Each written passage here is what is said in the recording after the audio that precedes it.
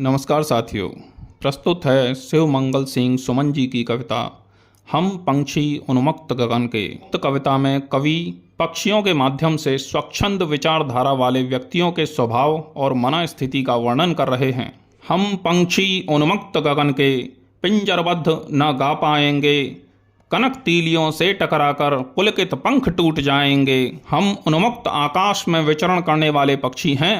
हम पिंजड़े में बंद कर विवश होकर किसी का मिथ्या गुणगान नहीं कर सकते। बंधन भले ही स्वर्ण का ही क्यों न हो, बंधन बंधन ही होता है और उस बंधन की बहुमूल्य सुविधाओं के कारण स्वतंत्र हौसले नष्ट हो जाते हैं। इसीलिए गुलामी तो किसी भी कीमत पर स्वीकार्य नहीं है। हम बहता जल पीने वाले मर जाएंगे भूखे प्यासे, कहीं भली है कटुक निवौरी कनक कटोरी की मैदा से। हम आज़ाद रहकर जीने वाले हैं, गुलामी का एक निवाला भी हमें मंजूर नहीं। हमें भूखे प्यासे मर जाना मंजूर है, लेकिन हम किसी के टुकड़ों पर नहीं पल सकते।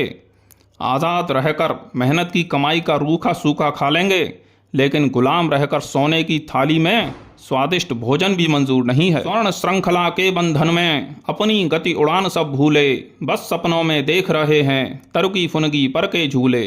गुलामी कितनी ही सुविधाजनक क्यों न हो, वह स्वच्छंद विचारधारा और आज़ाद सोच को समाप्त कर देती है।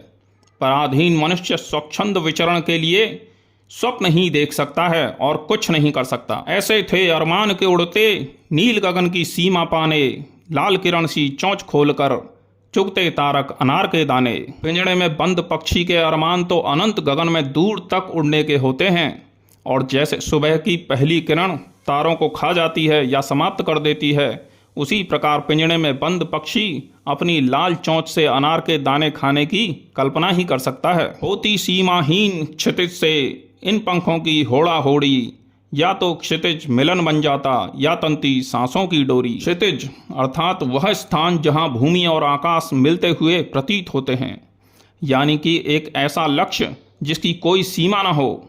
जब किसी मनुष्य को कोई काम करने से रोका जाता है तो उसके हृदय में यही अरमान होता है कि उस कार्य को तब तक करते जाऊं जब तक कि थककर चूर न हो जाऊं। नीड़ न दो चाहे टहनी का, आश्रय छिन्न भिन्न कर डालो, लेकिन पंख दिए हैं तो आकुल उड़ान में विघ्न न डालो। कविता का अर्थ और निचोड़ यह है कि भले ही रहने के लिए घर मत दो, खाने के लिए रोटी मत दो, कोई सुख सुविधा मत दो, लेकिन अगर पंख दिए हैं तो उड़ने दो, हाथ पैर दिए हैं तो स्वच्छंद विचरण करने दो, और मनुष्य का जीवन दिया है तो खुलकर अपने हिसाब से जीने दो। साथियों, आपका हृदय से धन्यवाद जो आपने अंत तक इस कविता को पूरी तरीके से सुना। वीडियो अच्छा लगा हो तो लाइक करें, अधिक से अधिक शेयर करें और मेरे चैनल को सब्सक्राइब करें। धन्यवाद।